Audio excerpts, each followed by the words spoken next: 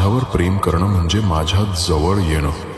कधी तुला प्रार्थना करावीशी वाटत नाही, माझं नाव घ्यावंसं वाटत नाही.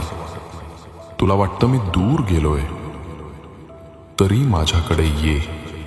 पळून जाऊ नकोस, लपून राहू नकोस, माझ्याशी बोलत राहा.